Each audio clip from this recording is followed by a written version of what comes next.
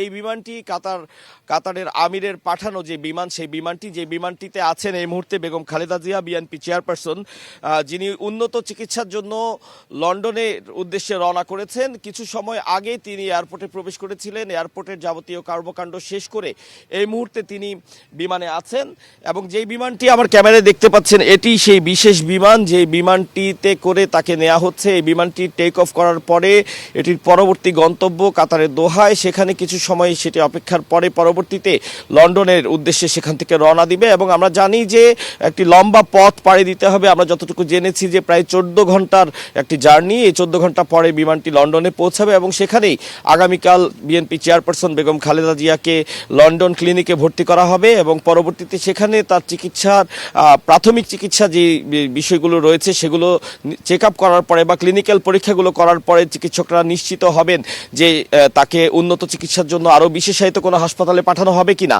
তো এই মুহূর্তে আমি দেখাচ্ছি যে বাংলাদেশের যে জাতীয় বিমানবন্দর হযরত শাহজালাল আন্তর্জাতিক বিমানবন্দরে সেই বিমানটি এই মুহূর্তে রানওয়েতে আসার জন্য ওয়েট করছেন। ট্যাক্সিং করে বিমানটি সেই গেটওয়ের কাছে অপেক্ষা করছে। সেই গেটওয়ে থেকে কিছু সময় পরেই যখন এয়ার ট্রাফিক কন্ট্রোল তাকে ক্লিয়ারেন্স দিবে, সেই ক্লিয়ারেন্স পেলেই সেটি রানওয়েতে উঠবে এবং রানওয়েতে ওঠার পরে সেটি টেক অফ করবে। এমনটি যে সচরাচর যা ঘটে থাকে আমরা তাই দেখেছি বিমানবন্দরে এবং এখনও আমরা দেখছি যে বিমানটি অপেক্ষা করছে রানওয়েতে ওঠার জন্য।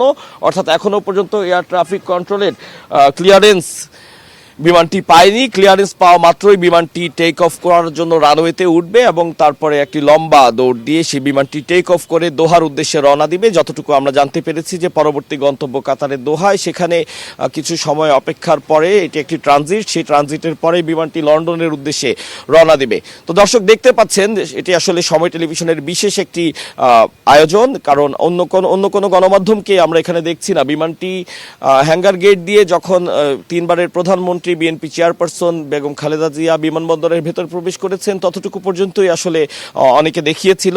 তো আমরা দেখাচ্ছি যে ঠিক কোন বিমানটি, সেই বিমানটি দূর থেকে আসলে ছবি তোলা হয়েছিল। আমরা এখন দেখাবো লাইভ সেই বিমানটি কোনখান থেকে উড়বে এবং বিমানটি এই মুহূর্তে ঠিক কোন পজিশনে আছে।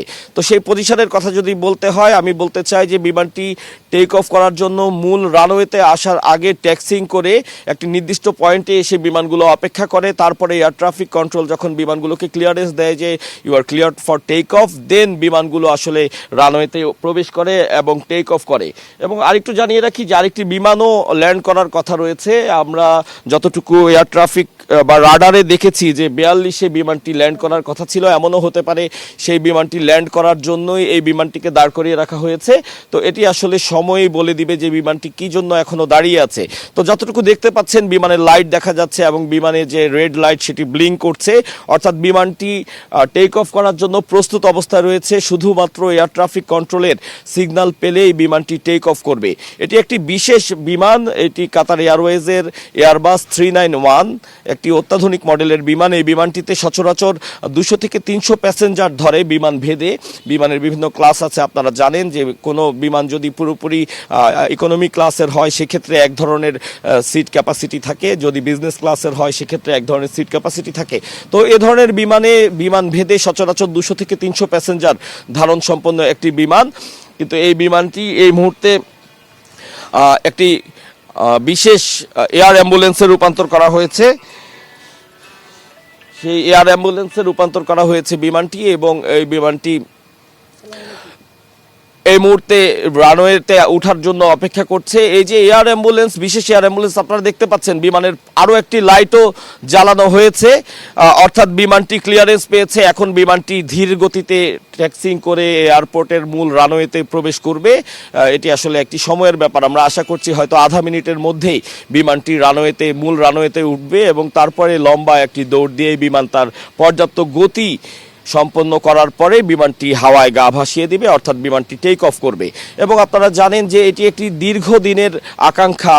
যারা বিএনপি নেত্রী, বিএনপি চেয়ারপারসন বেগম খালেদা জিয়াকে মন থেকে প্রাণ থেকে ভালোবাসেন, তাদের একটি দীর্ঘদিনের আকাঙ্ক্ষা তিনি যেন সুস্থ হয়ে দেশে ফিরেন বা তিনি যেন পরিপূর্ণ সুস্থ হয়ে যান।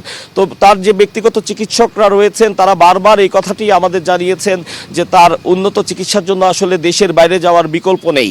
তো সেই দেশের বাইরে যাওয়াটা দীর্ঘ সময় ধরে আটকে ছিল। আপনারা জানেন বিগত সরকারের আমলে নানানবার তাদের কাছে আবেদন করা সত্ত্বেও কিন্তু তাকে বিদেশ যাওয়ার অনুমতি দেওয়া হয়নি, এমনকি তাকে কারাবন্দী করে রাখা হয়েছিল, যদিও তাকে এক সময় তার ঘরে থাকার সুযোগ করে দেওয়া হয়েছিল, কিন্তু কার্যত তিনি কিন্তু সাজাপ্রাপ্ত আসামি হিসেবে বন্দী অবস্থায় ছিলেন।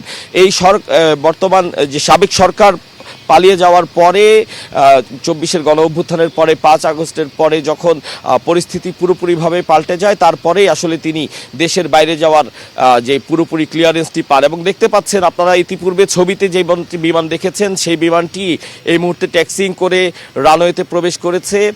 সচরাচর এখানে বিমান কিছুক্ষণ দাঁড়ায়, পুরোপুরি ক্লিয়ারেন্স পেলে এখান থেকে রান শুরু করে। তো এই বিমানটি যেহেতু আগে থেকে ক্লিয়ারেন্স পেয়েছে, এই বিমানটি রানওয়েতে উঠেই সরাসরি সেটি আর বিন্দু পরিমাণ অপেক্ষা না করে রানওয়েতে উঠেই বিমানটি রানওয়ের শেষ মাথা পর্যন্ত দৌড়ানো শুরু করেছে। এবং দেখতে পাচ্ছেন যে যেই কাঙ্ক্ষিত বিদেশ যাত্রা বেগম খালেদা জিয়ার, সেই বিদেশ যাত্রাটি কিছু সময় আগে যেটি তার শুরু হয়েছিল রাত 8টার কিছু পরে তার গুলশান বাসভবন থেকে বের হওয়ার মাধ্যমে, সেটি কার্যত এইখানে বিমানবন্দরে এই মুহূর্তে শেষ হলো। কারণ বিমানটি এই মুহূর্তে টেক অফ করার জন্য রানওয়ের শেষ মাথায় পৌঁছে গিয়েছে এবং যতটুকু আমরা খালি চোখে দেখতে পাচ্ছি যে বিমানটি টেক অফ করেছে। অর্থাৎ খালেদা জিয়ার বিদেশ যাত্রার উদ্দেশ্যে যে বাংলাদেশ ত্যাগ করা, সেই ত্যাগটি তিনি এই মুহূর্তে করে ফেলেছেন। বাংলাদেশের মাটি তিনি ছেড়েছেন বিমানে উঠে, বিমান টেক অফ করার মাধ্যমে।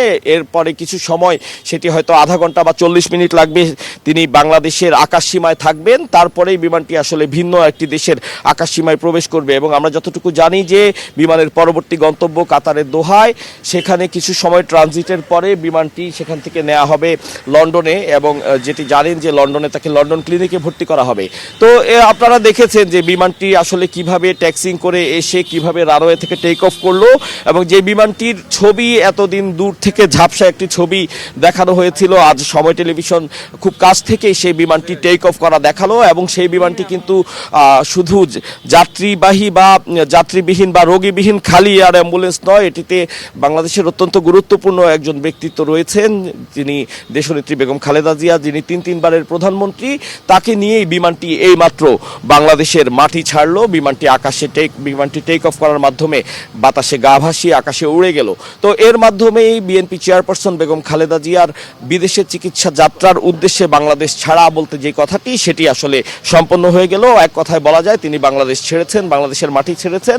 এখন বিএনপির সমর্থক এবং যারা বেগম খালেদা জিয়াকে মন প্রাণে ভালোবাসেন, তাদের শেষ একটি আশা যে তিনি কবে নাগাদ সুস্থ হয়ে আবার দেশে ফিরে আসবেন এবং একই সাথে তিনি দেশে ফিরে এসে আগের মতো বিএনপিকে নেতৃত্ব দেওয়ার মাধ্যমে দেশকে সমৃদ্ধির পথে এগিয়ে নেবেন। তো এই ছিল হযরত শাহজালাল আন্তর্জাতিক বিমানবন্দরের পাশে বাউনিয়া বেড়িবাঁধ থেকে সর্বশেষ তথ্য আমার কাছে। আমরা সর্বশেষ আপনাদের দেখিয়েছি যে বেগম খালেদা জিয়াকে বহনকারী বিমানটি এইমাত্র টেক অফ করলো।